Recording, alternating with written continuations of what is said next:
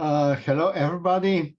As you know, the Dean of Class Arts, Violeta Dinescu, is organizing this event every second week.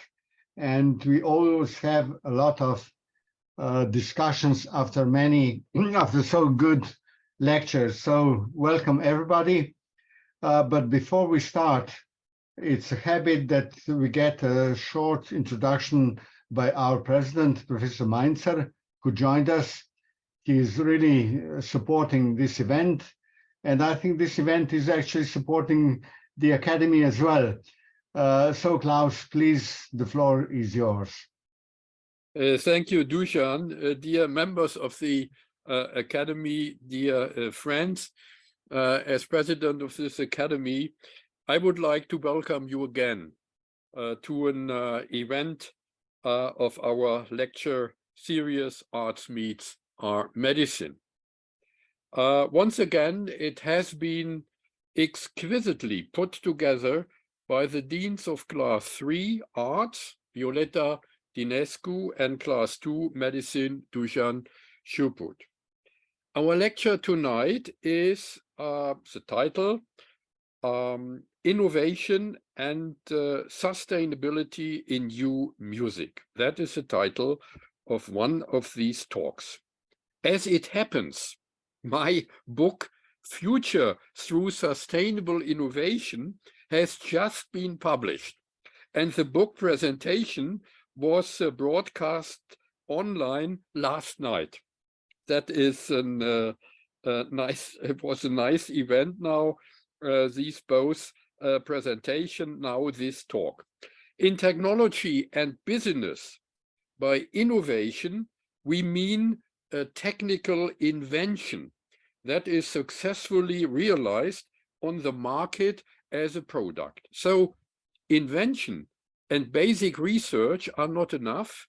You have to combine it with a successful business model. And the Americans, for example, Silicon Valley, are said to be world champions in this.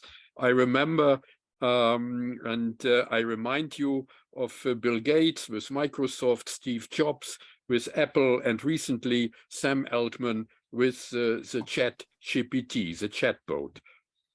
Now, Joseph Schumpeter, the great Austrian-American economist, a famous professor of economy in the beginning of the last century, he highlighted innovations that are pushed through by entrepreneurs in the market as a trigger for long-term changes in the economy and society. For example, the invention of the steam engine and the first industrial revolution at the beginning of the 19th century, or the invention of the combustion engines at the end of the 19th century and the motorization wave of industrial societies in the 20th century, or the invention of the computer in the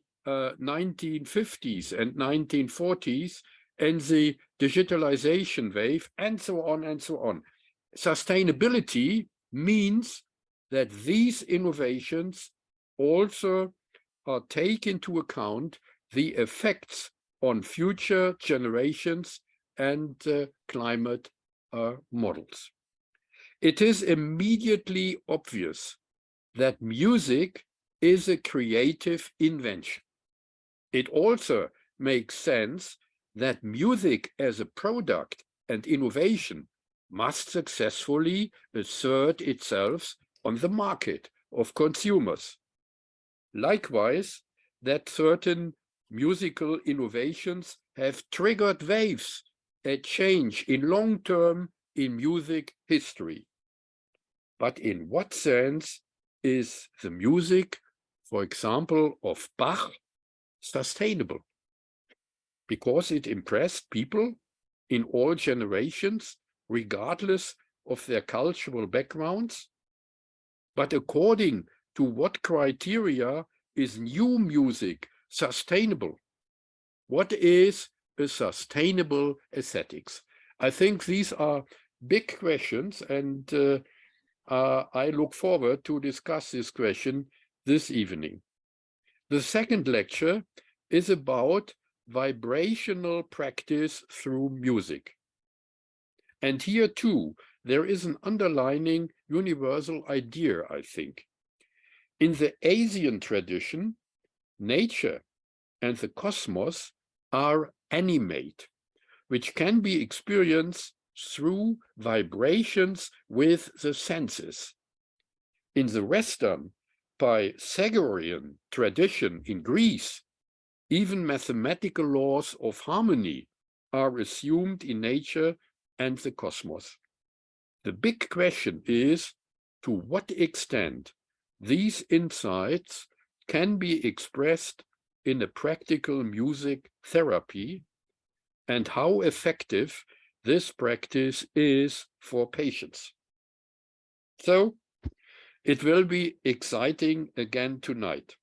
Music is fundamentally connected to all fibers of our being. And so I thank you for your attention and look forward to these talks. Thank you so much for your professional presentation, as always. And I just discovered that Birgit Harris is our vice president. She came also. Birgit, may I ask you to say a mini hello to us also? Yes, of course. Of course, I wish you a mini hello from the whole presidium to the guests, and especially to Violeta and Dušan. Thank you so much for this interesting evening. And I'm interested now very much, and thank you. Thank you, Birgit. I would like now, I have the honor to present you Christopher Fox. Christopher Fox was born in 1955 in York, in England. He studied at the universities of Liverpool, Southampton, and York, where his teachers included the famous composers Hugh Wood and Jonathan Harvey.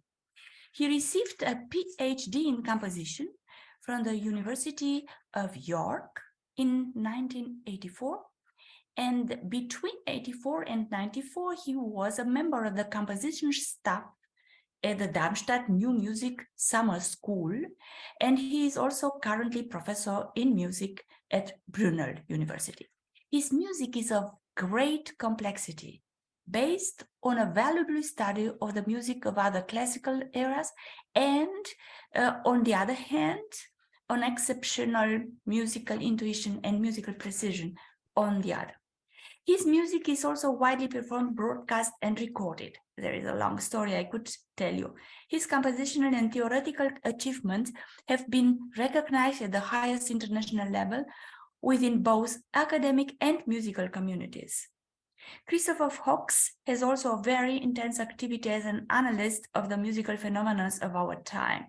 His writings on music have also been published widely in the journals Contact, Contemporary Music Review, Musical Times, and Tempo, and so on. My big interest and pleasure is to discover the music of Christopher Fox together with you. Thank you very much, Christopher. Thank you. That is a most challenging series of introductions, and I already feel completely unworthy. But first of all, I have to say it's an enormous privilege to have been elected to the Academy, and I'm very happy to be part of this fantastic European-wide organization, particularly as someone who lives in a country which made it such a catastrophic decision 7 years ago to leave the European Union. But at some point in the next decade, I'm sure the British will regain their sense of what's best for them. So I will share my screen now and begin talking.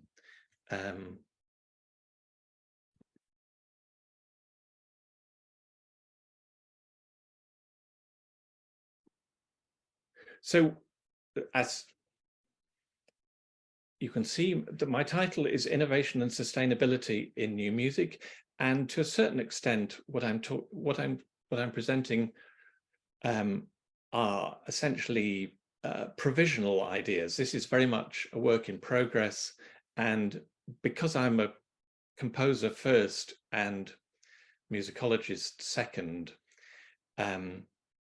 the theoretical rigor that our president has suggested I might demonstrate, I think is probably not going to happen. But anyway, I would like to begin with some words from the great Italian composer Luciano Berio. And on the 10th of October in 1968, the New York Philharmonic Orchestra gave the premiere of his orchestral work with voices, Sinfonia. And in the third movement of that work, the tenor provides a spoken commentary throughout. And he says at one point towards the end of the movement, the text you see on the screen, tomorrow we'll read that Beethoven's Fourth Concerto, this was another work in the same program of the premiere. Tomorrow we'll read that Beethoven's Fourth Concerto made tulips grow in my garden and altered the flow of the ocean currents. We must believe it's true. 55 years later, our priorities have changed. In the climate crisis that has been created by humanity's activities, we worry now that we may have altered the flow of the ocean currents to the extent that tulips will no longer grow in our gardens. How do we preserve the flow of those currents so that the tulips don't die of frost or too much rain or too much sun? New music, indeed, I think all new art has always been preoccupied with innovation, with new ideas, new materials, new ways of organizing and presenting our perceptions of the world. But perhaps today, our challenge as artists and scientists is to innovate in a way that is sustainable. Later, I will talk about 3 of my own recent works as examples of how this challenge might influence contemporary compositional thought. But first, I want to examine the term new music, since this is the category of activity in which I work. What do we mean when we describe music as new?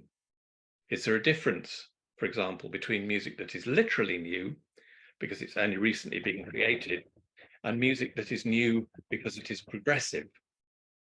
This latter sense of new music as progressive is enshrined in the wonderful book by Adorno, Philosophy of New Music, written in 1949, in which he suggests that the most important new music has, citat, historic priority. And I want to consider how this concept of newness might be applied in an era in which the most useful societal and technological innovations are those that will enable us to move beyond climate crisis and towards a sustainable future. Is it possible, is my big question, to conceive a new music that in some way embraces sustainability, whether that's through its form or its realization? And what might be the criteria by which we assess the success of such a project? The way in which new music consumes resources might be a useful place to begin. Industrialization in 19th century Europe, for example, was made possible by an utterly unscrupulous, profligate use of resources, as we can see in the slide on the screen now, whether those resources be people, materials, or energy, creating environments such as those depicted by Gustave Doré. And this is Ludgate Hill in London. You can see St. Paul's Cathedral in the background, but in the dominant aspects of the image are this proliferation of people, the pollution of the railway going across, the smoke from thousands and thousands of coal fires across the city, colouring the sky, this sort of chaotic jumble in the street that we see. So this seems to me to be a model of the depiction of conspicuous consumption as it was in the latter part of the 19th century. And we see the same thing in the music of the 19th century very often. And it was often this conspicuous consumption in music was a strategy for drawing attention to new work. So in Hector Berlioz's Symphonie Fantastique, And here is a caricature, a German caricature from 1846 of Berlioz's activities as conductor and composer. But when he premiered or attempted to premiere his Symphonie Fantastique in May 1830, he engaged so many additional musicians because he wanted the work to have such a huge impact that he ended up with an orchestra of 130 players, which was far too many to fit on the stage of the theatre where the work was going to be premiered. And so the premiere had to be postponed. This again seems to me to be an example of conspicuous consumption gone very wrong, although obviously Symphonie Fantastique is a masterpiece. 50 years later, Wagner's operas would become so resource intensive that they required the design and manufacture of new instruments and eventually the building of a new type of theatre, the Festspielhaus in Bayreuth, which opened to the public for the first time in 1876. And as all my musician colleagues here will know, the Festspielhaus in Bayreuth is the most sensational acoustic, but it's also a building whose sole function is the presentation of the music of Wagner. More recently, this concept, new music so demanding in its spatial requirements that new buildings have to be created for its realization, was taken up by Varese with his poem Électronique, for which the Le Corbusier practice, led by Yanis Xenakis, who was both an architect and composer, created the Philips Pavilion at the 1958 Expo in Brussels. And this is the 1954 Expo in Brussels. And a relatively small building, as you can see from the size of the people, but nonetheless spectacular interior with a multi-loudspeaker setting which enabled this new electronic music to be projected. 12 years later, at the 1970 Expo, a spherical concert space, the Kugel Auditorium, was built to present the music of Karlheinz Stockhausen in Osaka. And this seems to me to be a particularly egregious example of this sort of wasteful spectacle. Stockhausen's original specification for the auditorium was based on a work called Hinauf, that would require sound diffusion in both the horizontal and vertical planes, which you can see in this diagram. I'm sorry, this is not a particularly well scanned image, but it's the best I could find. But what you can see in this image is the loudspeakers going above the audience. The audience would sit here, but also below the audience here, more speaker positionings, so that the listeners could experience the music spiraling around them in every possible direction. Unfortunately, in the run-up to the 1967 Expo, Stockhausen abandoned the work, and so it was never realized. So this is an extraordinary example of a building built for a particular piece which was never completed, but the building was completed. And it seems to me that fundamental to the realization of these grandiose schemes, like the Symphonie Fantastique, the Festspielhaus, the Kugel Auditorium, is money. And avant-garde artists from Berlioz and Stockhausen have often been careless about who was providing the funding that would enable them to innovate. In the early 1970s, for example, many composers collaborated with the brutally repressive Iranian government of Reza Shah.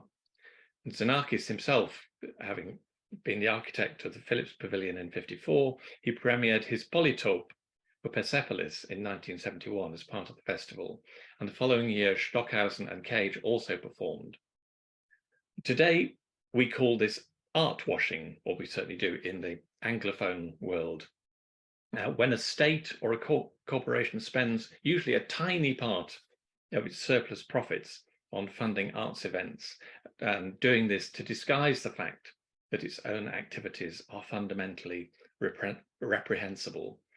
And between 1967 and the Islamic Revolution in Iran in 1978, many artists, including the theatre director Peter Brook, the choreographer Maz Cunningham, and the poet Ted Hughes, were also complicit in this process. In recent years, however, artists, promoters, and their audiences have started to become much more aware of the networks within which arts events are situated. In Britain, for example, protests against the involvement of oil companies in arts sponsorship have been particularly successful. Most recently, the Royal Opera House has announced, after sustained pressure from climate activists, that it will not continue its sponsorship contract with the oil company BP, following the examples adopted by the National Gallery, the Royal Shakespeare Company, and other major arts organisations. And in this slide, this is an event staged in 2019 in Trafalgar Square in London. At the time, BP had put up a big screen in Trafalgar Square on which productions by the Royal Opera House were being shown. And so Extinction Rebellion staged this event, Petrolio and Juliet, a pun on, obviously on Romeo and Juliet, in front of the big screen. A most effective process. And it seems to me that if, as a community of artists and scientists, our aim is to make new work that directs people to ideas about the world in which we live, then I think it is important to take care not only about what we make, but also about how and why it is funded. As I suggested at the beginning, I think we also need to take care with our definition of new. And so I want to go back to this idea of newness now. As Adorno said, we should be careful about that we don't try to measure the newness of music by the prevalence of particular stylistic traits, such as in the time he was writing that book, atonality or neoclassicism. Although he was himself guilty of doing this quite often. But most of the time, we carry on using aspects of style as signifiers of newness. In the 20th century, these stylistic signifiers included the use of electronically generated sounds, of emancipated dissonance, and of tuning that go beyond individual temperament. But were these musical features ever entirely new, or were they just unfamiliar to a particular group of people? It seems to me that a lot of so-called innovation in contemporary classical music is no more than the relocation of characteristics from music that lies beyond the borders of the Western classical tradition. And this is a rather silly example, but I think it explains what I mean. Because I'm more, as Violeta said, I was born in 1959, so that makes me more or less exactly the same age as the passion for the so-called extended instrumental techniques that began in the avant-garde music for wind instruments of the late 1950s. And these techniques included things like playing the trombone and singing through the instrument at the same time as playing it conventionally. So you set up a sort of acoustic intermodulation between these two sound sources, or exploiting the acoustic characteristics of the instrument to produce what were known as multiphonic. So again, multiple sounds within an instrument that traditionally is thought of as being just producing a single sound. But most of these techniques were already familiar in jazz.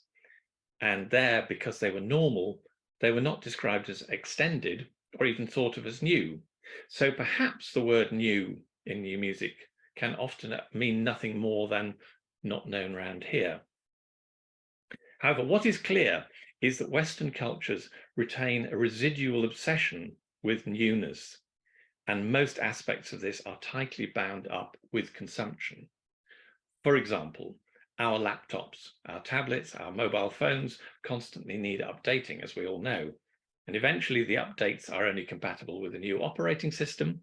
This is going to happen with my phone very soon, and sometime after that, the latest operating system is no longer compatible with the device's processor, and so we have to buy new machines. If I was to turn my computer around now, you would see that on my work desk, I have actually three. I have really the history of the Apple Mac computer. I have them from 2005 to this. The one I'm talking to you on is from 2021. So we have to buy these new machines, and musicians who involve these machines in the making of their music discover that the painstakingly designed program that ran the sound transformations in a work that they made 10 years ago, they don't function on their updated laptops, and they're then confronted with the choice of remaking the music or simply abandoning any thought that it might be performed again.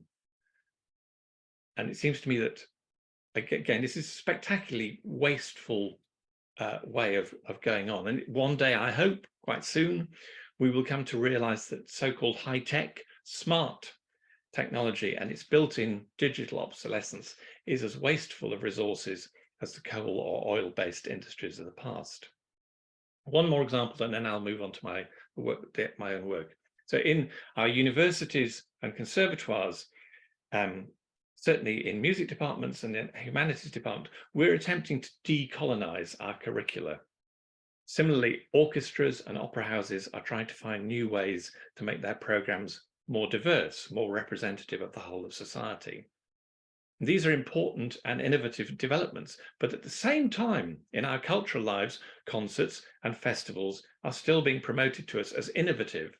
And here the subtext of the word innovative is that certain media, certain genres, certain cities, and then even venues within those cities are privileged sites of innovation. So, for example, music that involves live electronics is more cool, more hip than a string quartet. But a string quartet in a warehouse is cooler than a string quartet in the classical music concert hall, and especially so if the warehouse is, let's say, in Berlin or New York. Here there's a confusion of innovation with fashion, and this process necessarily pushes less fashionable categories of work and places to the margins of our culture. Again, a sort of reverse of decolonization. So in a time of climate crisis and global inequality, how do we make music that enacts and embodies a sustainable response to these realities? How do we develop an approach to innovation that is compatible with a progressive approach to the sustainable use of resources and a more just civil society? And this is where I want to move on to 3 works. A piano piece called The Calm of Mountains, a piece for 4 clarinets, this has happened before, and finally Hieroglyph for solo cello. And each of them explores the idea that the most effective way in which music can act as an advocate for change is by modeling possible change within its own form, in how it is developed and how it is realized. Most obviously, each of these pieces adopts an approach to the creation of music that attempts to replace conspicuous consumption, what I was talking about earlier on, with conspicuous reduction. I'm trying to make new music from less, not more. And again, this seems to chime in with the climate activism of recent decades, which has increasingly demonstrated that humanity already knows how to solve the problems that we face. The innovation will be in drawing these solutions together into an effective strategy that is actually implemented. So first of all, The Calm of Mountains, as a piano piece from 2018, and it's made up of a series of connected musical events. And I'll show this, here's the first page of the score. So as you'll see, the rest of the score looks more or less like this. Everything we hear lies within the middle register of the piano. Every event is more or less the same length, and the sustaining pedal is held throughout, so that every new event is heard within the context of everything that has already happened in the music. So in other words, when we get to the second bar in the score here, this second bar happens within the resonance of the first bar, and so on. More fundamentally, all these musical events are connected by the implementation of 2 simple principles. The first relating to the choice of notes, and the second to how they are articulated in time.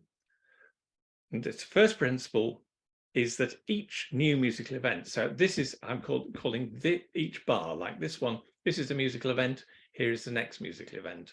And in each new musical event, one note will be changed. So from this bar to this bar, the change is that this note here arrives, this B flat.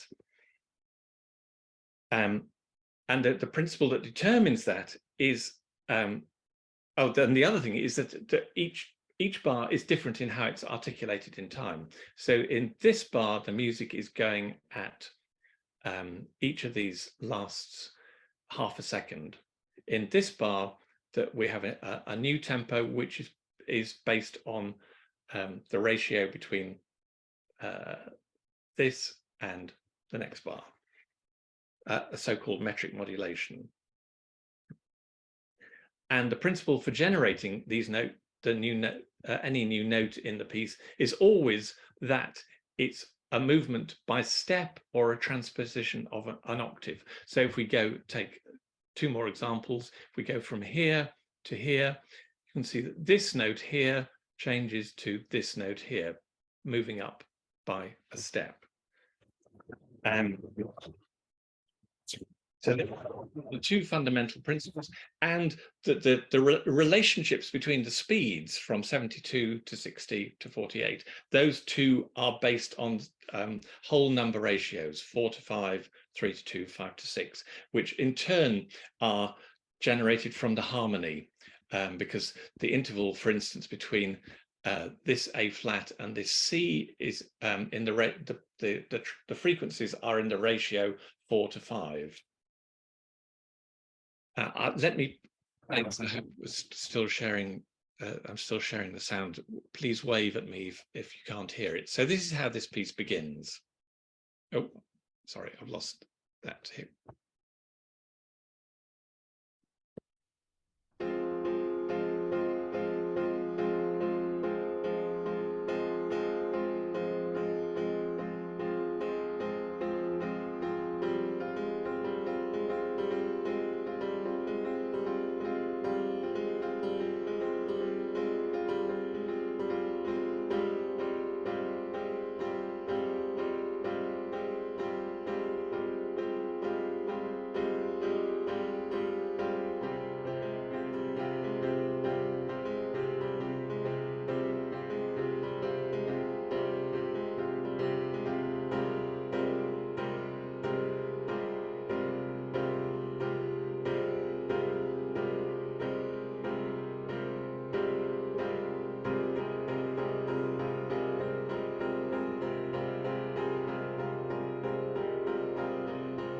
And so on. I need to move on, otherwise I shall overrun my time.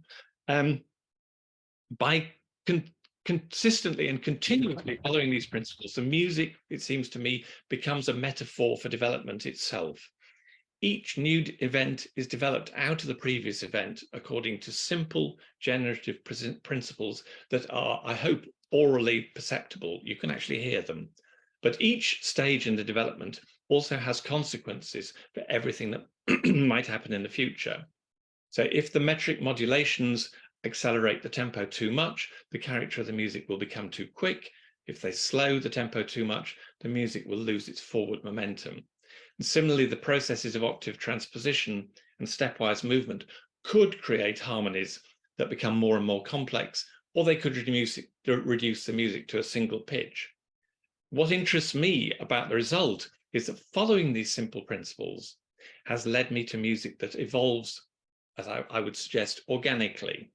There is a constant method of development, but it's not like minimalist music where there is a process when you can predict what's going to happen. Here, it's impossible to predict exactly what will happen next. And instead, it's music that can make subtle changes of direction and so ensure its survival. Another method for sustainability might be music that draws its means of making from the acoustic characteristics of its instrumental resources, what I call an organological music, in which the nature of the instrument determines the sort of music it will play.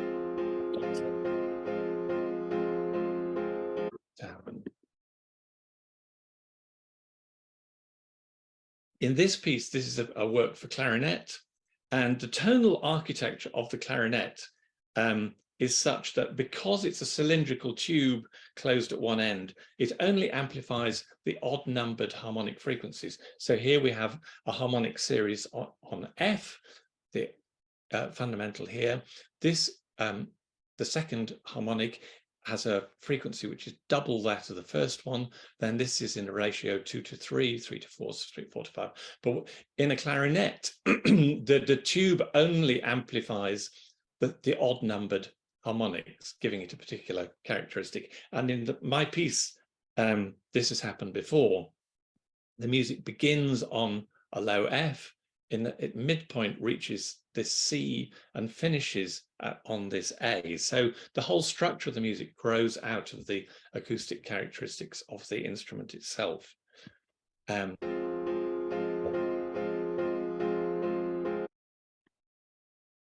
here we have the first page of the score.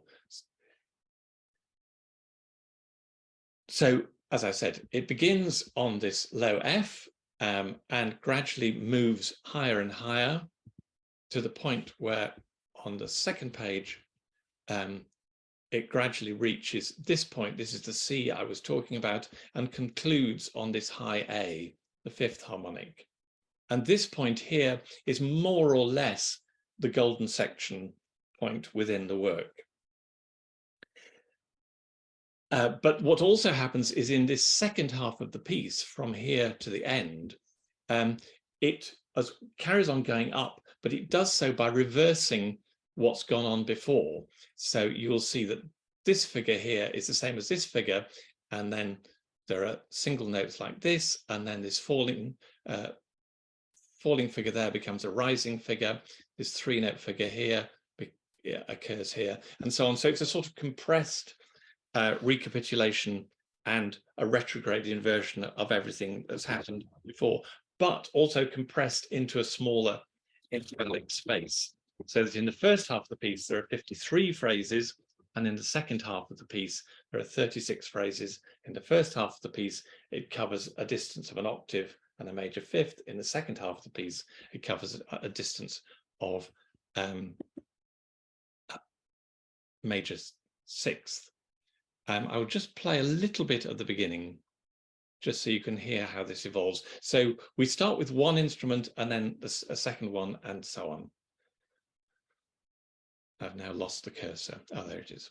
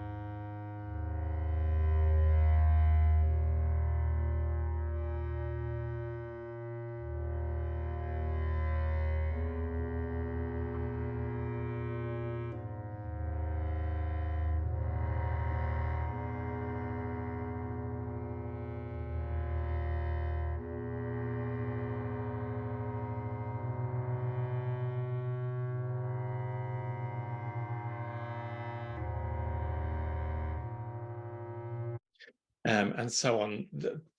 This recording, this recording was made during the first COVID lockdown, and what we're hearing there is the same clarinetist, the man I wrote it for, multi-tracking himself.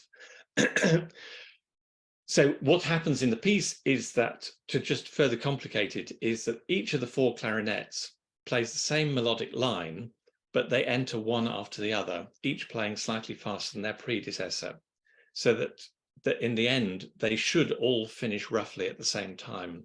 And this sort of indeterminate canonic technique owes something to a work from 1957 by the American composer Morton Feldman, Piece for 4 Pianos. In that piece, the 4 pianists begin together, but each playing the same music, but at their own speed. So gradually they move out of synchronization with one another. So it's the exact opposite of what happens in my piece.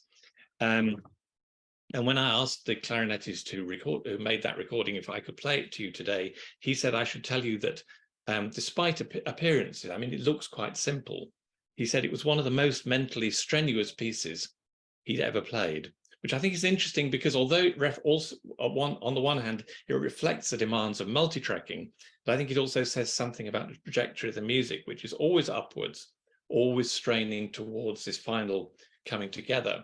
Whereas Feldman's Piece for 4 Pianos seems to model entropy and a sense of things falling apart, and a gradual loss of collective purpose. And I think in 2023, we are perhaps in a position where those are no longer useful models for our future.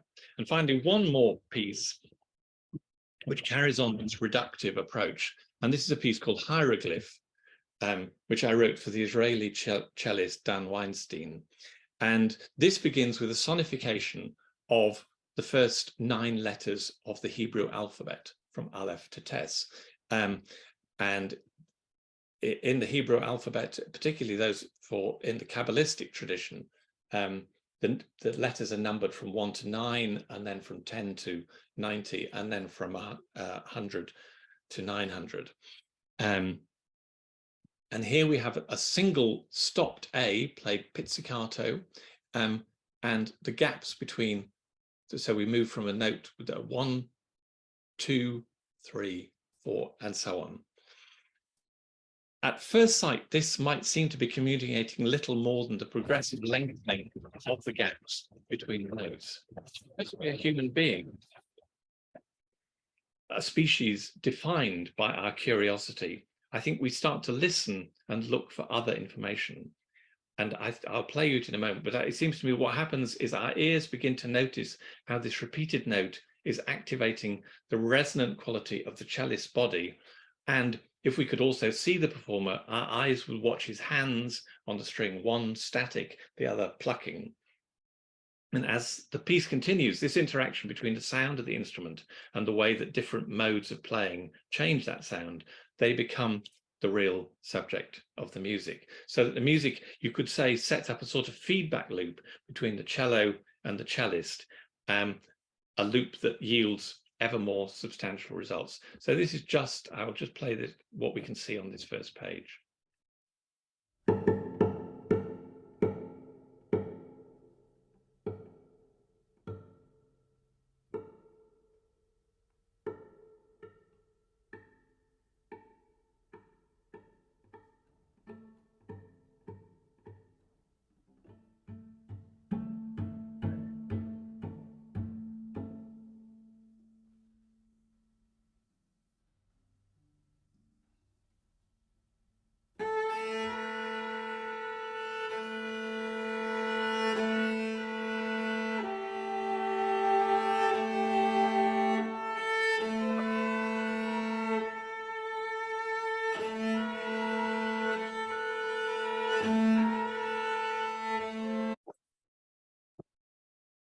And what I hope is apparent is the way in which music sort of fans out from this open A, then across all the other sounding strings, and then a new way of playing with the bow is introduced at this point to almost the beginnings of what might be a melody.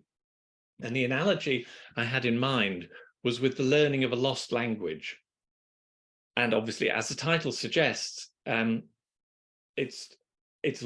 perhaps it's like the way in which at the beginning of the 19th century, the Rosetta Stone, which is my last slide, enabled scholars to unlock the secrets of Egyptian hieroglyphs. And because, as you can see, there are the 3 parallel texts, well, we can see here 2 of the parallel texts. It was through that an initial reading of the hieroglyphs began to be possible.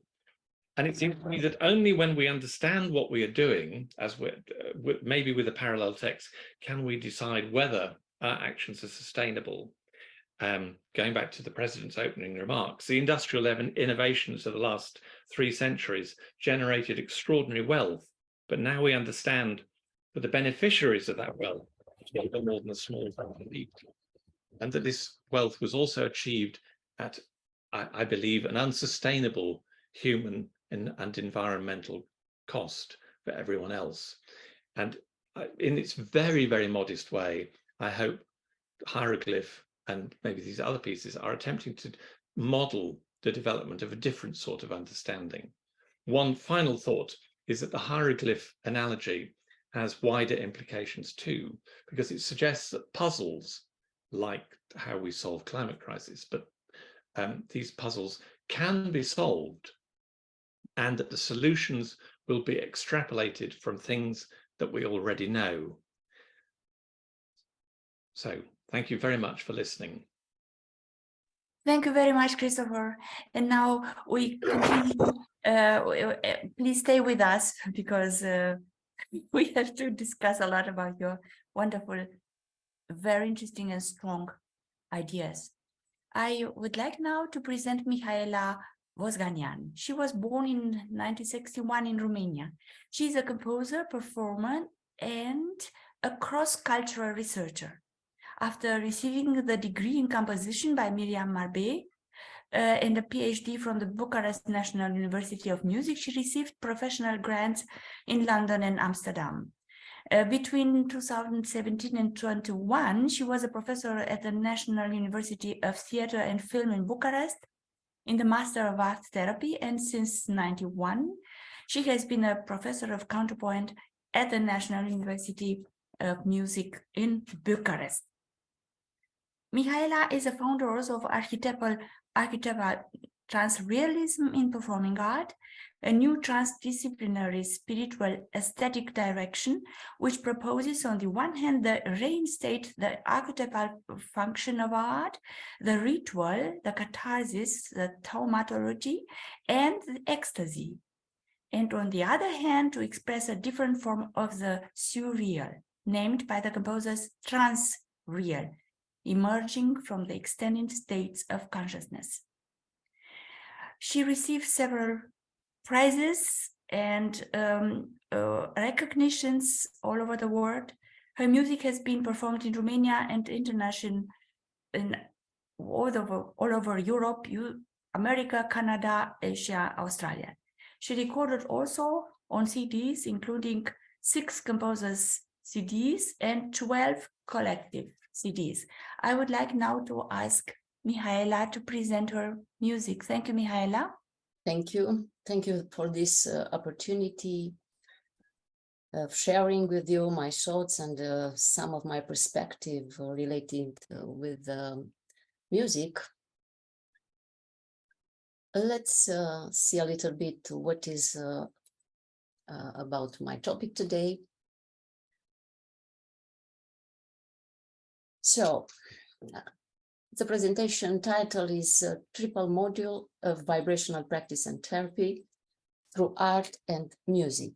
And as an introduction, I just want to tell you that this presentation I want to share with you fusion somehow my expertise as a musician, both composer and performer, as academic teacher, researcher, but also as a practitioner of different technique and spiritual seekers. And I have received different initiation for important master of different tradition from nowadays, such as from Dalai Lama, the Buddhistic teaching, from Antarctica, the Taoistic teaching, and from Master Chua Kok Sui, Arhatigiwa, and Pranic healing. Let's start from the beginning, from 2 premises I think that are important to understand what I want to share with you. First of all, let's take in account that humans are probably, but I'm sure you agree with me, we are the only being on earth developing a self-consciousness. And secondly, as humans, we can choose to understand the universe, as Nikola Tesla advised us, in terms of energy, frequency, and vibration. If we take a brief look about this concept, energy in physics is conserved quantitative properties transferred to a body or physical system. And we know we have different types of energies, from thermal one, light energy, mechanical one, so on. We can understand also in a different way as strength or the vitality of a biosystem, of an organism. The vibration in terms of physics, it's a mechanical phenomenon that occurs about an equilibrium point, and this vibration can be expressed by light, colors, or sounds. And the movement of mechanical phenomenon can be periodical in case of oscillation, or random in case of different kind of noises, or just to be an example, could be the wave high in the water. Frequency is something more specific, represents the number of occurrences of a repeated event per unit of time. Either we consider the oscillation, but also the waves or harmonic motion. Because our topic today, it's around the sound vibration, we remember that this is an acoustic sinus wave that transgress different kind of medium. It's looking like this, with its feature like period, amplitude, and pitch. And let's remember also that as human, we are quite limited to hearing the range of sounds, and we can hear just the range between infrasounds and ultrasounds, meaning between 20 hertz and 20,000 hertz. That doesn't mean we can't feel in a way these infrasounds and ultrasounds, maybe without a sense. Last decade, I've been very concerned about some ancient topics, both in physics and metaphysics, which are also reconsidered today. One of these is the cosmic law, cosmic octave law, which it's not only something very known for musicians and links, of course, the musical tones or metrics or even the color spectrums, but links also other natural phenomena. And this has been studied since ancient times. For instance, the four signs of Quadrivium, or they put together somehow this cosmic law. Or in astronomy, the science of stars, in harmony, the science of sounds, mathematics, or geometry. Today, this law, it's quite interesting, put in page by some researchers such as Hans Cousteau and his disciple Fritz Drobetsberger, and they create a system which make this correlation between the planetary tones and the notes, the frequencies and the spectrums and so on. Another topic I was interested in, and then I just put intention to understand in a different way, is the sacred frequencies. They have been relieved as a solfeggio scale in the Middle Age, but nowadays it's considered more than 7 scales which are used in music. They are considered today, they are based on the mathematical algorithms of 6 repetitive codes, and they are based on 3 specific numbers, 3, 6, and 9, which, by the way, Nikola Tesla considered it's a key to understand the universe. One of the important pioneers of sound therapy extend a bit the basic solfeggio scales, which initially had only six notes, and then added also the C notes, the 7 ones, and extended to 9 notes system. Actually, there are more than notes, there are frequencies. And they put in correlation this kind of frequencies with different type of positive work at the level of the body, like repair the DNA, but also on the level of emotional body, and also facilitates the change, so at the level of the mental body. Because I'm working on this kind of frequency, I can tell you that this system, it's very functional. Another topic I was interested in research was the idea of the natural tuning, which is not nowadays our tuning. For instance, it's not our tuning for orchestras, but the natural one, which is an A432 hertz. It's the real one, because it is one coherent with the universe and with a Fibonaccian spiral, how we can see here. And probably if we can remember this tuning, and maybe if we can action with this kind of tuning, probably the results will be amazing at the level of the consciousness. And there are many researchers that consider this kind of things. Also, one of them, it's Leonard Horowitz. Starting with this kind of research and with different aspects, especially of sonorous frequency, as a mode of induction of meditation, and both as the shape shifter and the human bodies, I have initiated a system which is practically these 3 modules of practice and vibrational therapy. The first one, it's called complex dynamic meditation. The second one, it's Tao Yoga Master Gong. And the third one, it's a meditation of alignment to the annual planetary cycle.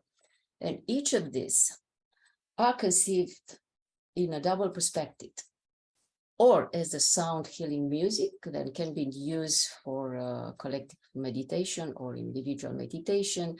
And the proper target is to release the negative emotions and also to receive spiritual growth. And both can be used as a syncretical life performance. In this case, I have working with a different type of performance, not only musician, but also dancer or visual artists, which interact with the public during a journey, which is a spiritual one and cathartic one. All of these things are written already in this book of mine, which appeared in 2018. It's a manual for my students and for practitioner of this kind of healing music. Basically, our main target is to align ourselves to a higher vibrational state, or to activate our inner healer, or even more, I consider it's very important to acknowledge somehow our multidimensional expression. Let's take a look about each of them. The complex dynamic meditation, it's a practice that combines several concepts and spiritual techniques, such as shamanic fire breath, the Osho dynamic meditation, and the 5 reeds practice of Gabriela Roth. And what I've done, I developed a dynamic process. It's not only a musical one, it's also a movement process in which the practitioner and also the public, in the case it's a stage, this version, can explore different kind of destination, healing destination. And also they could enter in extended consciousness experience. Here are the 6 movements, and you can see that each of them, it's a different stage of this process. For instance, the respiration is the stage of accumulation of telluric and cosmic energy through the breath. Screaming, it's the stage and the liberation of negative emotions, such as fury and passions, and so on. The crying, it's the stage of liberation of different kinds of sufferings, the sadness, the pain, or the death proximity. Laughing, it's a stage of joy, of playing, of innocent. Dance, it's a dynamic stage of 4 interior dance rhythm we have in our body. The flowing, which is connected with the blood, staccato, which is connected with the heart, our heart. The lyric, which is more connected to maybe with our electric system. And of course, the chaotic rhythm that can appear when we are in illness. The last part, it's called silence, and it's the stage of peace and the immobility and the completion, when the people arrived about all this process. as I told you, there is also a version, a stage version, which is a multimedia performance conceived many years ago and was scored for 2 dynamic voices, MIDI percussion, electric guitar, live electronics, processed sound, together with video and dance. We have here, for instance, a page, how it's look, a page. You can see it's not very conventional method of writing, but somehow we recognize specific musical things. We have here some pictures from our performances that can be done also indoor, like in conventional space, but also outdoor. I have done also a CD, a professional one, for the peoples who want to work with this. And let's take a little fragment of this music, the beginning of respiration part.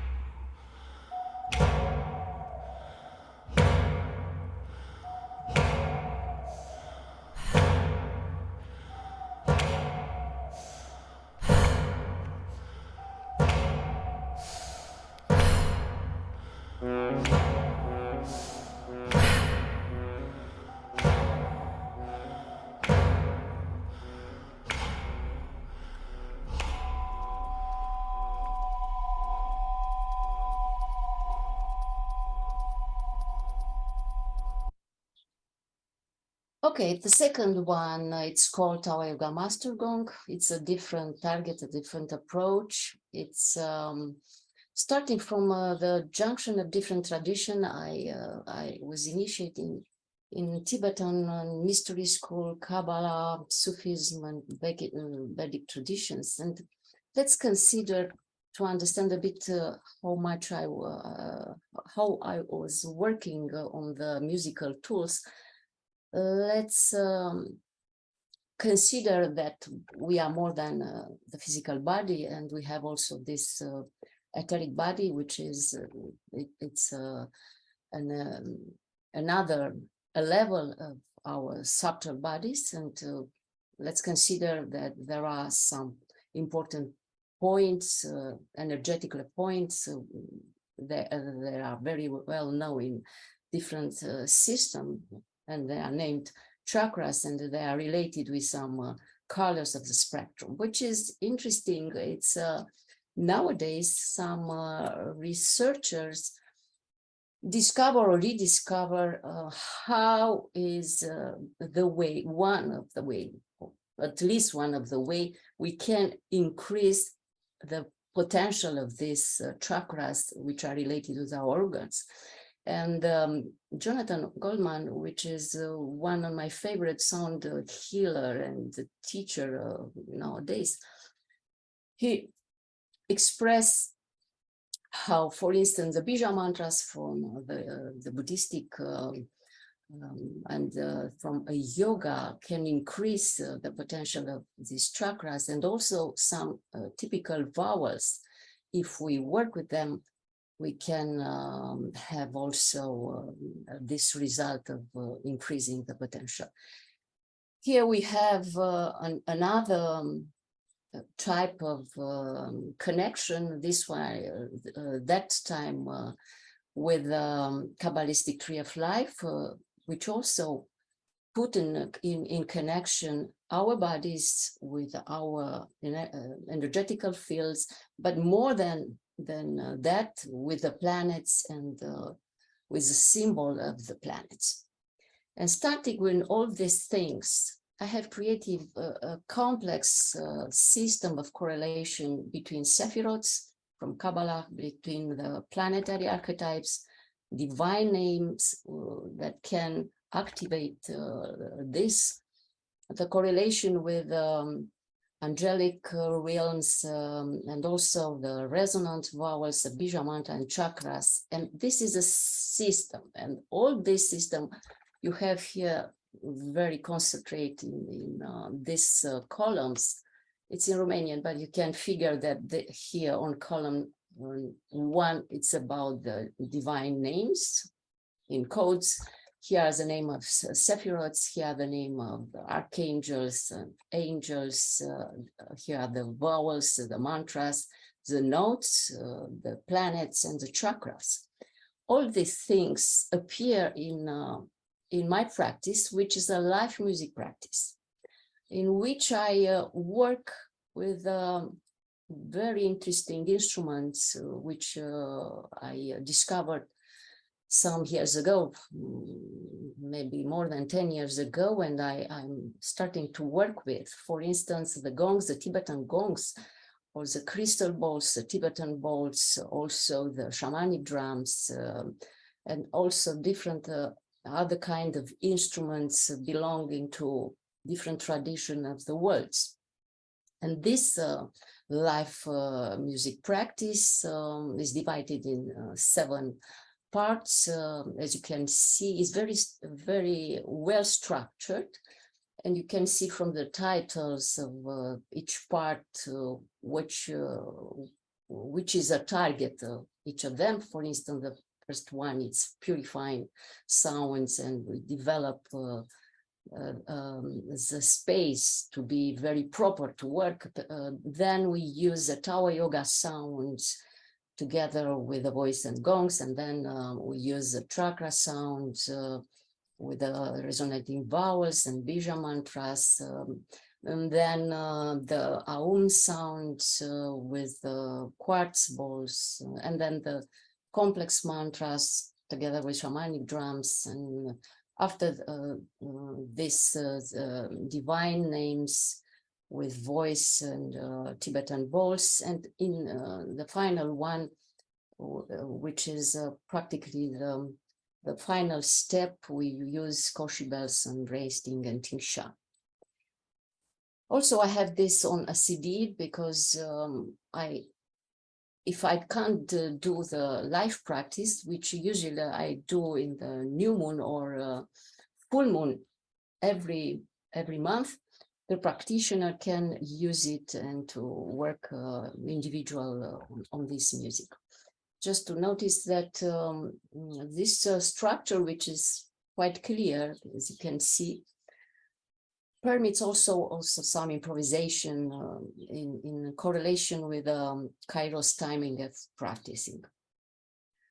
We have here also some combination with artists, because for a stage version, I working also with choreography and with visual artists. So let's see and hear this trailer.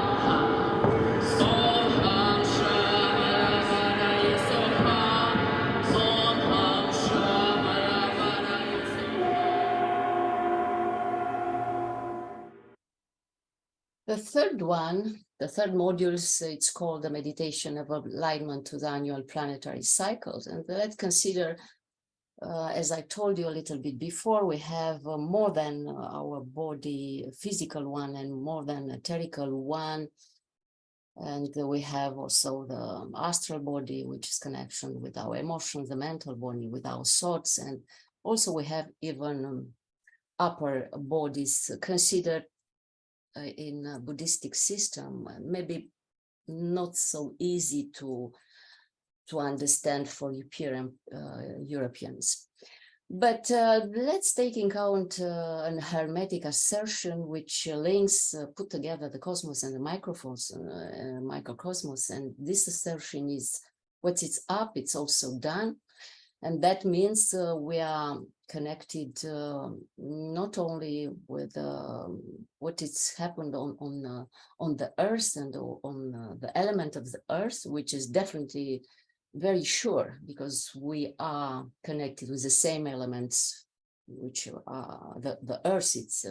It's done, and we have this in our bodies. But there is also theories nowadays, and probably they are very ancient, in which we are also in link with the other planets of the system, our solar system, for instance, with the moon or with the Mars or the Mercury. And there are speculation that these are very particular connection between our subtle bodies and these planets. I took in account also another initiation from my master, Trakok Sui, who left us among the pranic healing and the archaic yoga, left us something very special, which is a method of calculation of how some cosmic flows can influence us in different periods of the year. And he creates this system, can be easily performed with very special tools, and how we can orientate it during the years according with this this particular flows. For instance, there are practically 7 planetary cycles which are discovered by the Kabbalists. And each cycle from the Kabbalah, it's correlated with 52 days, starting with January. And each day it's correlate with some of personal planet on our system. And more than that, with some aspect of social activity of the year. Here we are more maybe it's more understandable, because here we have these 7 planetary cycles, the date of the year when they appeared and they finished, and the possible objectives where we can orientate ourselves in our life. For instance, solar, it's better to understand as a creativity and vision time, or social image, or partnership facilities. And some other one, they are connected with other type of properties or possible activities we can take in count. Starting with this, I have created some pieces which are, it's not working anymore, I don't know why. But anyway, maybe give escape. I don't know what's happened. I have created some works which are musical works, used to be created by electronic means. And these are based on the sound of the planets, the frequency of the planets collected by NASA. And there are also double perspective as a module of meditations that can be practiced every time that the changes of the cycle appear, or we can practice individual, or we can practice during the seminars and the workshop together with the other two modules, but before the dynamic meditation, the Tao Yoga Master Gongs. If someone won't do it individual, the best is to hear with headphones or to use some monitors with a good sound. In the version of stage, I have collaborated with a team of visual artists. Many of them are very specialized in some section of visuals. Sometimes there are 3D projection masters, or sometimes there are film artists, and all together we succeed to do different kind of vision stage that can be done in conventional spaces, but ideally is to be staged in planetariums as a 3D projections. And all this research and all this combination from sounds and visuals create, from our point of view, all our team consider this create a possible arch from the scientific to the esoteric approach through the newest technologies. Just to take in account a score, which this is a score, for instance, from one of the cycles, the Saturnian cycle. It is a graphic one, which indicates many things: the symbols, the sephiroths, the planets, the waves, the visuals behind. But maybe the most significant is to see the trial of this into my planet. And we see also how what has been done behind the stages.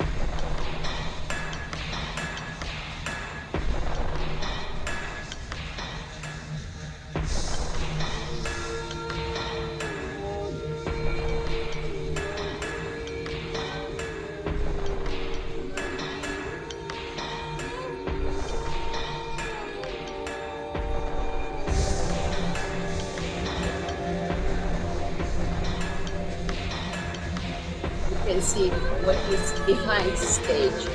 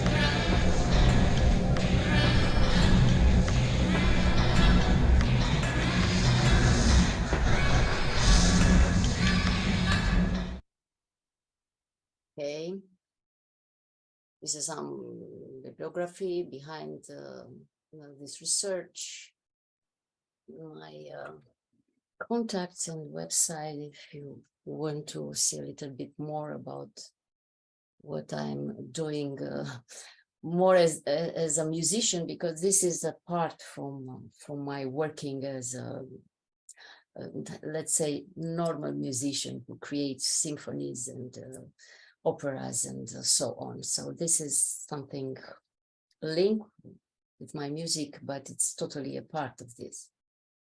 Okay, thank you very much. Thank you also, Mihaela, you. for your enchanting presentation. And now I would like to open the discussion. And if I do not discover who would like to say something, please just begin to speak. I try to see if you give me a sign.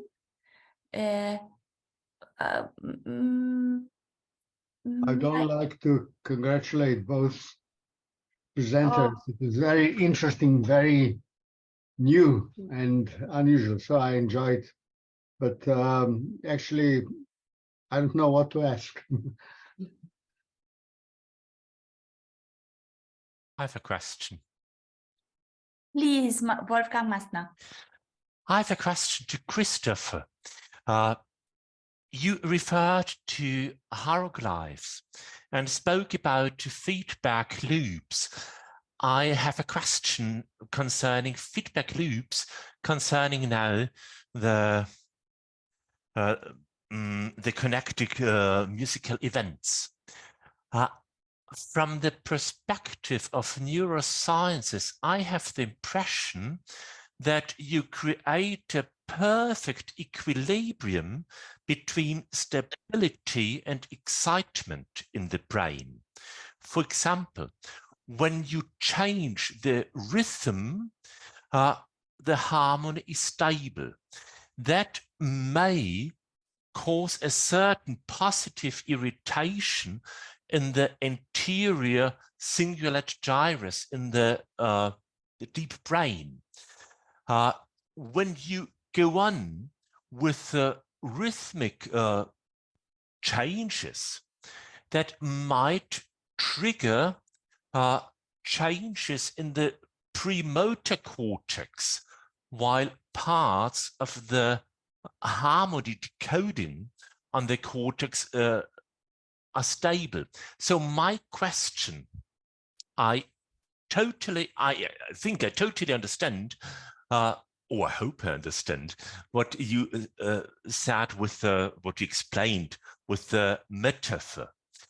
So my question, do you think it would make sense to check, to measure how listeners, how the brain of listeners, for example, through functional magnetic resonance tomography, respond to your music, especially the connected musical events?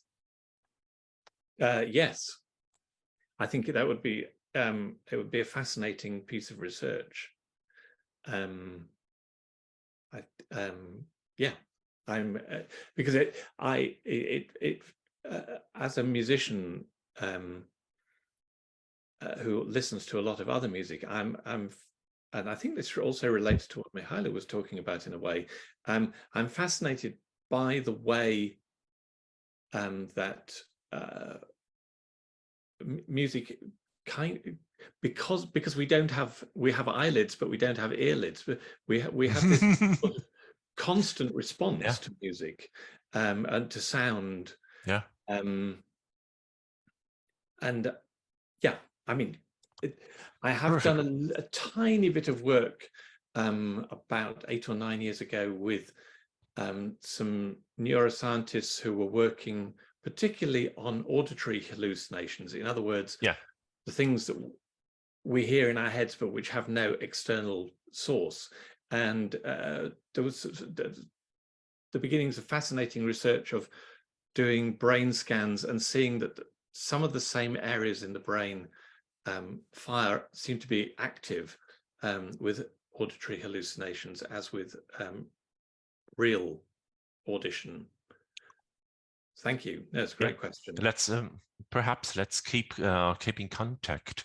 Say, please. I have possibilities with my medical university, and I'm also at York St. John University. So that's not so far away from York University. Thank you. It is wonderful. This is what I like so much. Possible communication between you, and it begins a new way, a new collaboration. Thank you so much. Please, our president, Professor Klaus Mainzer. Yeah, thank you. Now I have a question to Mihaela. You explained again the old idea of the quadrivium in the old Greek tradition, and compared it with similar traditions in Asia, Buddhistic, Taoism, and so on.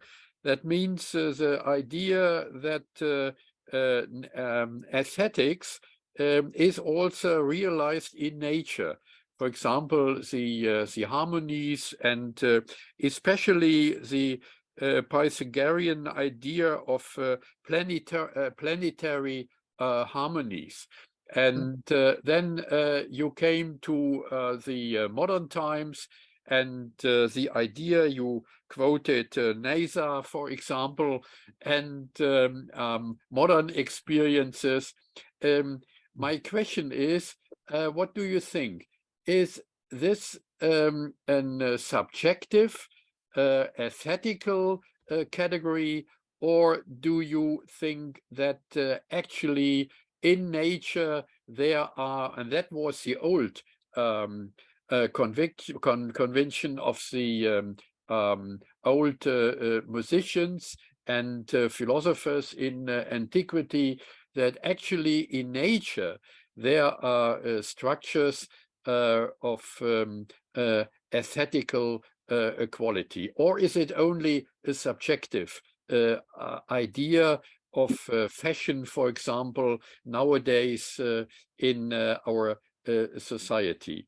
The point is, let me say that also, that concerning the sounds in the universe, you know, we need air, we need atmosphere for acoustic. And recently I heard a document by NASA, the first documentation of wind on the Mars by the robots. You know, there is a very thin atmosphere. And so again, what is your estimate? What is your estimation here? Is it aesthetical category, subjective by us humans, or are you convinced that in nature itself they are structures which should be considered by us because they are objective, independent of humans? That was the idea in the Asian tradition, Taoism, and the Chinese tradition, Buddhism, and in the Greek tradition. I think we can consider both of them. For what I consider, for my point of view, the natures give us, and the universe give us very structured things, and if we know, we can give a deep look on this, and we can use it because there are fundamental laws of the universe, and we can take in count if 2000 years ago the mathematicians at that times, and maybe even before in Egypt and or in Greek or whatever kind of ancient time, they consider this. Probably with our tools today, we even more can consider this, because we have now the tools to experience the sound on the planets, and I use it. Practically, I use also the wind you are talking about on Mars, because I have also this cycle dedicated to Mars, and I use this kind of sounds. Practically, they are very objective, but in the same time, it's become subjective if we use them in a way which is our way. It's our proper way of integrate these sounds, integrate this kind of aesthetic. The aesthetic, it's subjective, but I try to make this correlation with something which is very valuable and is very ancient, like the archetypes, the codes. There are very well explained from ancient time, and the new technology, which permits us to see in a different way and to see the words from this perspective of the new technology. And I think the both approach are possible to understand and to suggest, like be correct. Thank you. Thank you very much. Who is going to ask something? I have another question. Wonderful. Thank you. Adalberg Rote? Yes. Okay. I have also a question to Mihaela, and just a short question. Take, for instance, your compositions like dynamic meditation. Is that a composition which you understand in an aesthetic way, or a composition which is the need for therapy? Yes. As I told you, some of my pieces are in a double perspective, either as a therapeutical way of working with. In this case, I don't use the visuals, for instance. I use only headphones or monitors for people to hear just, or to enter in the process. But if I give this stage version, this is definitely in aesthetic categories. And it's apply special space, it's apply peoples on stage, apply lights and everything it's related with an artistic opus. Yeah. Thank you very much. Thank you. We had tonight the encounter of two very different ways of thinking music, doing music. I'm so curious, what does Christopher think about the music of Mihaela, and what is Mihaela thinking of the music of Christopher? May I ask you, because both of you are also researcher, music analysis, and also composers. I think we have something in common. the thick of some esoteric things. For instance, it's one of our common research, and we link together in this spirit, I think. And the other one, it's the idea we are connecting some symbols with some numbers, with some method which are quite scientific. And this is another common point of each of them. And then we have maybe this idea of user technology, maybe less I saw here at Christopher, but the idea of looping, which is it can be used like in a looping technology. And I was questioning if you put in count this idea of the piece with the clarinet to use a looper, for instance, to a version. But this is also connecting with the idea of technology. So we have several things in common together.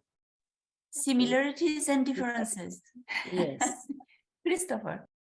Yes, I agree. I think we have a lot in common. I mean, it's also, there are all sorts of differences in that. I think at some level, Mihaela's work is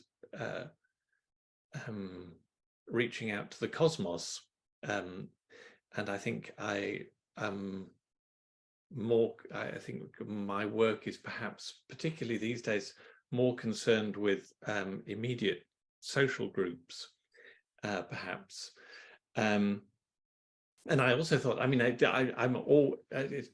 think there's a fascinating, one of the reasons why Europe is such an astonishing continent is that we have so many different aesthetic traditions. And at some level, I think Mihaela's work has this fantastic, literally fantasy-full quality, which I associate with so many of the wonderful composers from Romania. And I was, as soon as your presentation began, I thought, yes, this is the big difference, is that you're Romanian, and I live in the cold top left-hand corner of Europe. This is very, very nice commentary. Yeah, wonderful. May I ask who is going to remark something or to have a question for our speakers? Oh, Christina Radugan, please unmute you.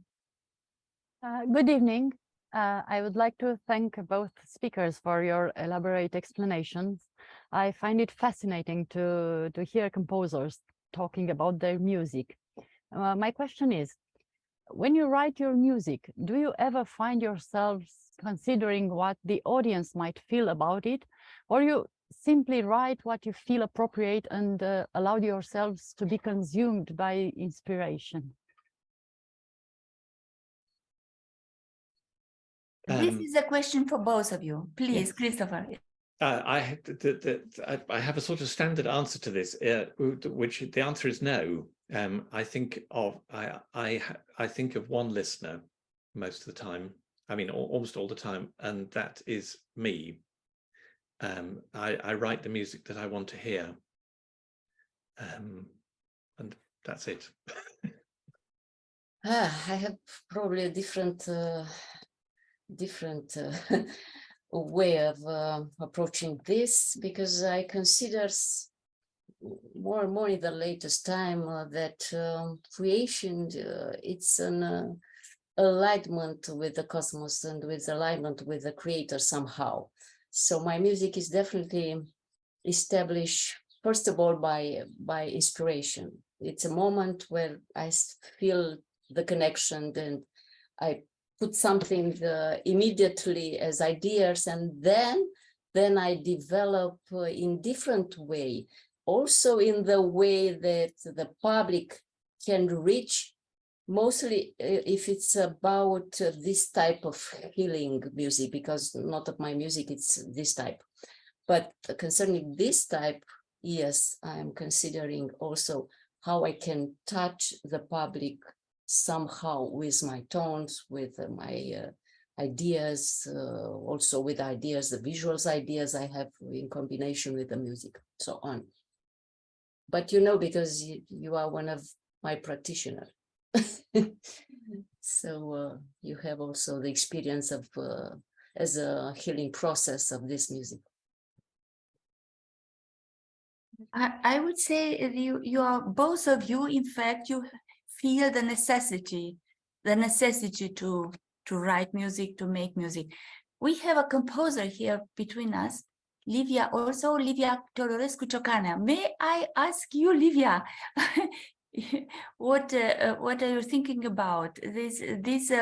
As we told, we have to do with two composers, and we can always see similarities and differences. And we discovered by both of them similarity and difference. May I ask you also to answer this question about who you are writing? I agree with Christopher. Hello, Christopher. I agree. It is the music we want to hear. It is in our mind, in our imagination. It is the struggle with us to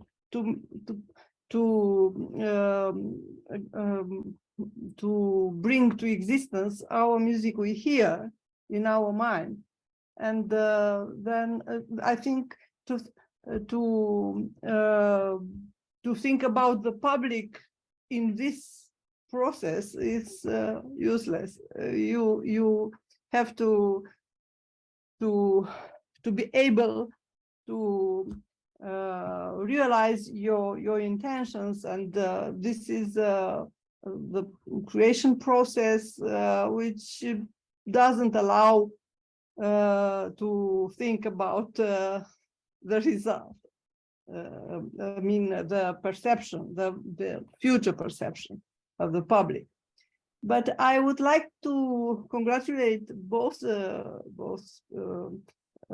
speakers, and to enhance the idea of Christopher. Christopher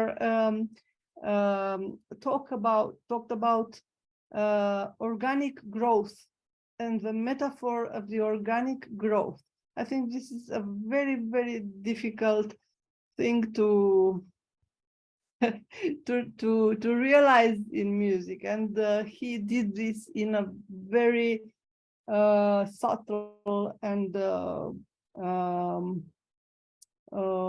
intellectual way. So I was impressed also with Mihaela's presentation and her journey to cosmos and esotericism, and I think there are striking differences between Mihaela's music and Christopher's music, in the sense that Mihaela has a freedom and confidence in her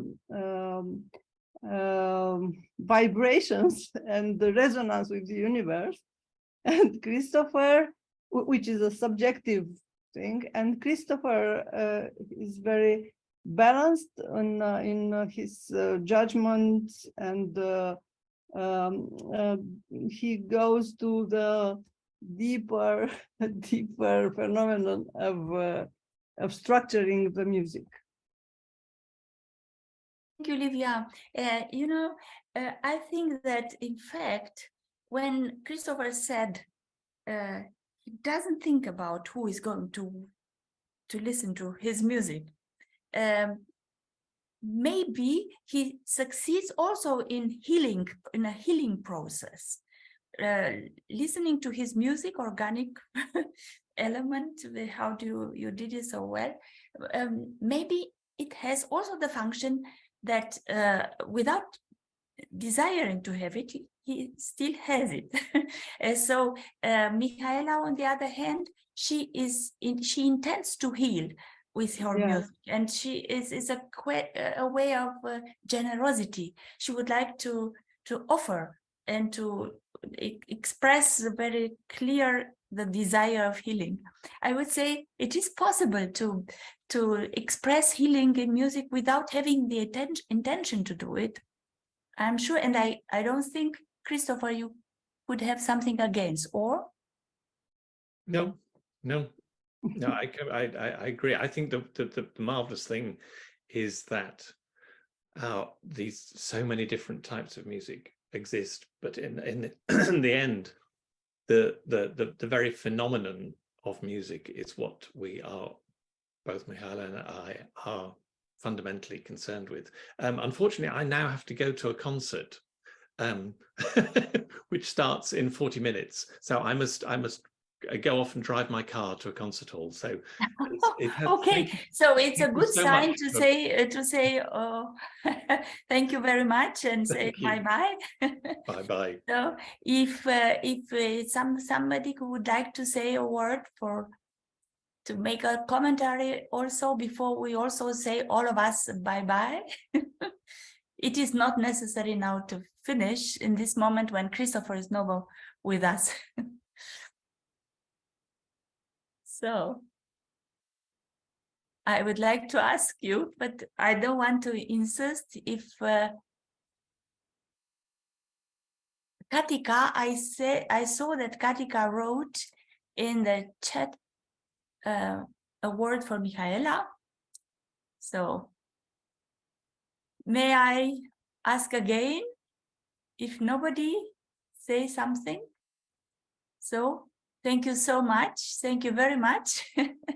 And we shall meet again in 2 weeks. Dušan, you may also say, I'm happy you are with us. Unmute, please. Yeah, I enjoyed both lectures and discussions, and I'm looking forward for next session in 2 weeks.